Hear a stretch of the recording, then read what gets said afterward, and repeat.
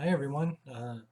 Today we're going to talk real quickly about social disorganization theory, and it kind of takes an environmental approach in how, like, certain neighborhoods, there's more crime, and trying to understand why. So this theory kind of is a reason for why, in an attempt to understand why crime occurs in certain neighborhoods as opposed to other different neighborhoods where it doesn't.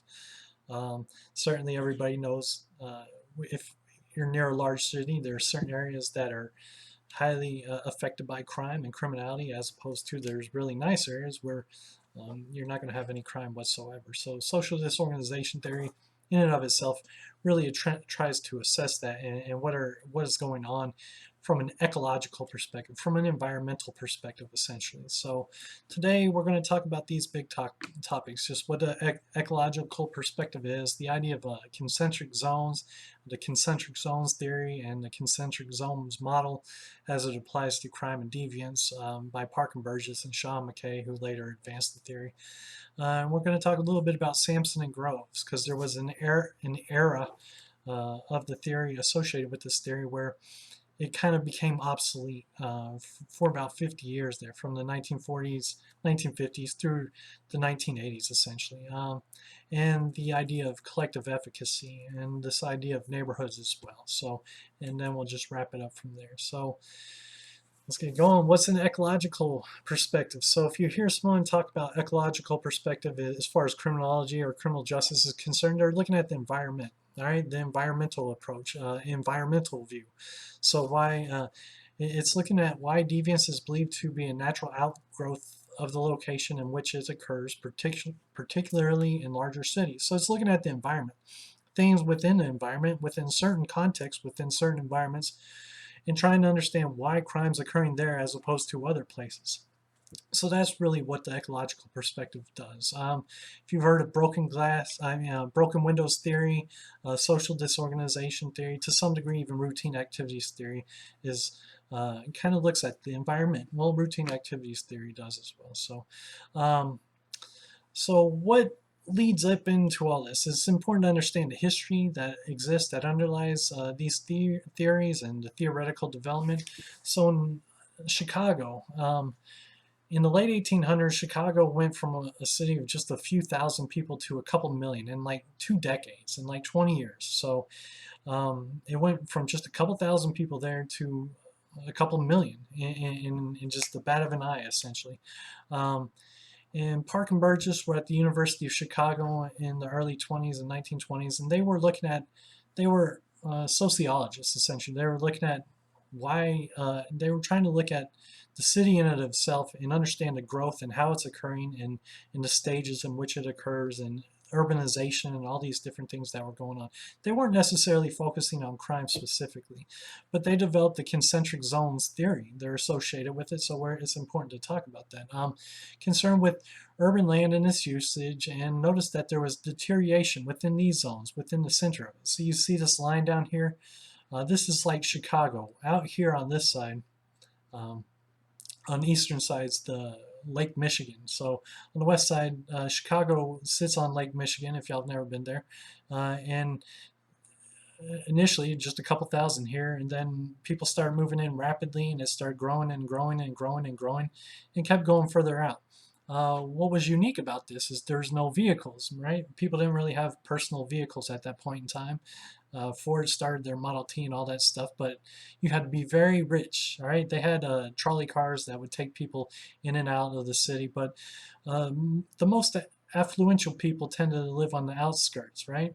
And if somebody was immigrating in or migrating, a lot of people from Eastern European countries, New York and Boston, all that stuff was getting backed up.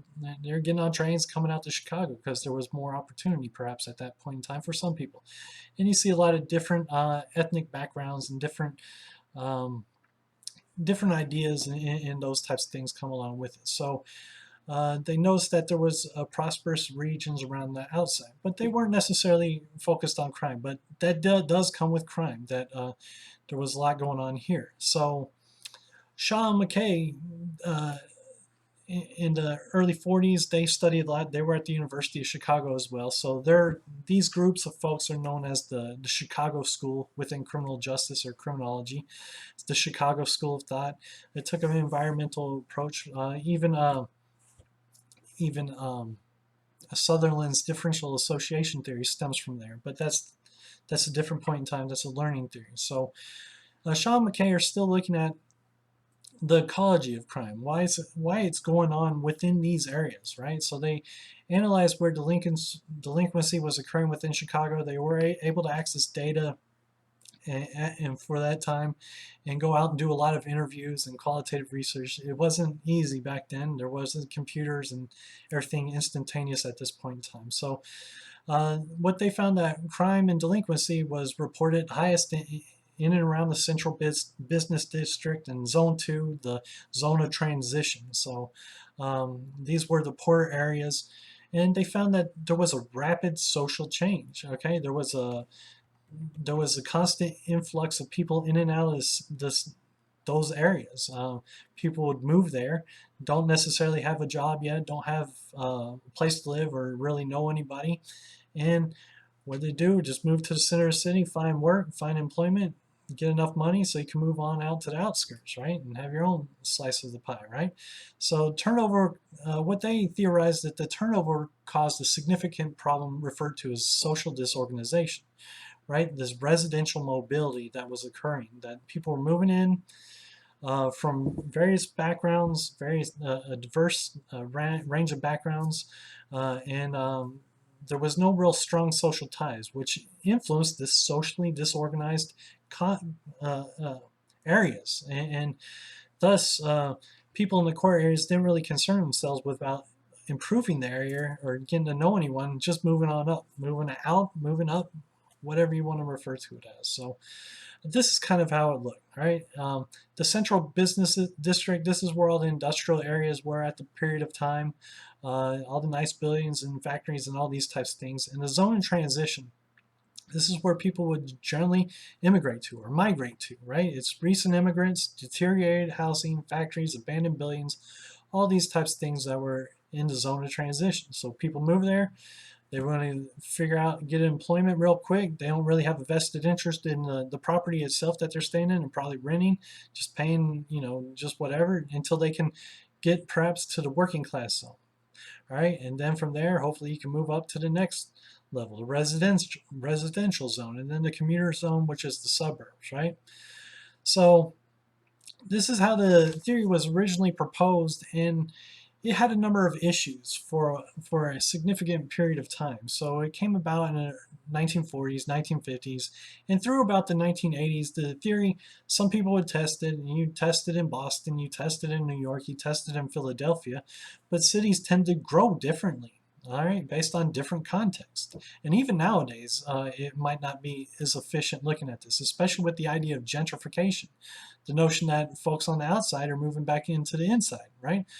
The interior, so they don't have to commute so much. And people from the suburbs buying those nice lofts downtown that cost $500,000 or $5 million or whatever, so they can just walk to wherever they want to go. So the theory had a lot of issues, right? Especially the way it was tested, and a lot of people argued that wasn't being tested adequately. Then come along Samuelson and Groves, all right?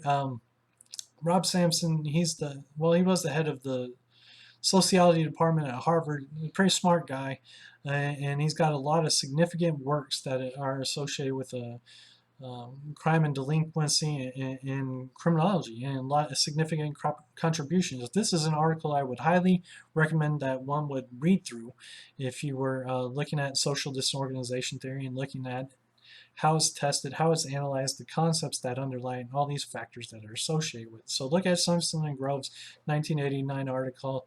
You will not be disappointed. But essentially what they did is revitalize the model, reassessed it. And what they argued essentially is that previous tests weren't adequate. They weren't adequate for a variety of reasons. So previous tests looked at low economic status, ethnic heterogeneity, which is just very diverse, backgrounds from all sorts of groups. In Chicago in the early 1900s, it was like Italians, and then you had the Irish, and then you had all these different groups that existed at this point in time that were highly,